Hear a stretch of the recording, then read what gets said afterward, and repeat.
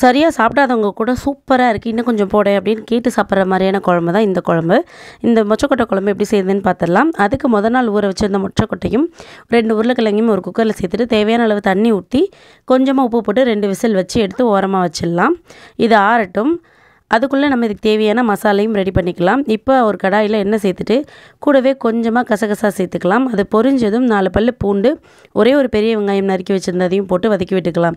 இது ஓரளவுக்கு வதங்கி வந்ததும் 4 மீடியம் சைஸ் தக்காளியும் நறுக்கி போட்டு அதுவும் கரையிற வரைக்கும் நல்லா வதக்கி விட்டுக்கலாம். நல்லா கரைஞ்சி வந்ததும் ஒரு கைப்பிடி அளவுக்கு துருவின தேங்காயும் அது கூட போட்டு நல்லா வதக்கி ஒரு தட்டில் மாற்றி ஓரமாக ஆற விட்டுறலாம்.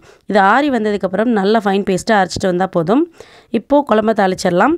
அதே கடாயில் எண்ணெய் சேர்த்துட்டு ஒரே ஒரு துண்டு பட்டை, கொஞ்சமாக பெருஞ்சீரகம் சேர்த்துட்டு பொடிசாக நறுக்கி வச்சுருந்த வெங்காயம் கருவேப்பிலை இது ரெண்டையும் போட்டு நல்லா வதக்கிக்கலாம்.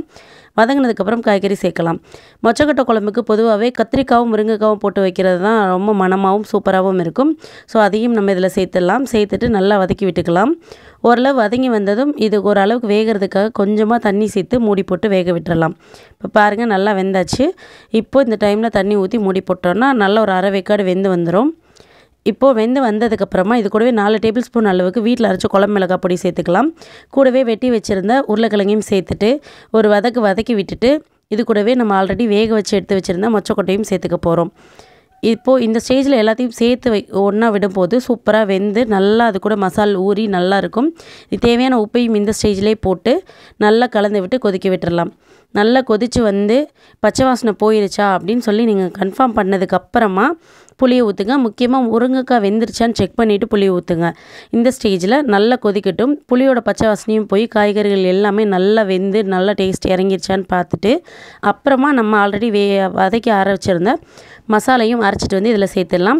இப்போது நம்ம இதுக்கு தேவையான தண்ணியும் டைல்யூட் பண்ணி உப்பு சரி பார்த்து கொஞ்சம் நேரம் கொதிக்க வச்சு இறக்கிட்டோன்னா சூப்பரான மொச்சக்கொட்டை குழம்பு தயார்.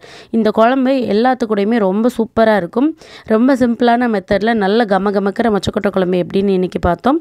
கண்டிப்பாக நீங்களும் உங்கள் வீட்டில் இதை செஞ்சு பார்த்துட்டு எப்படி இருந்துச்சுன்னு கமெண்ட் பண்ணுங்கள். வீடியோ பிடிச்சிருந்தால் லைக் பண்ணுங்கள். சேனலை சப்ஸ்கிரைப் பண்ணி சப்போர்ட் பண்ணுங்கள். பாய்.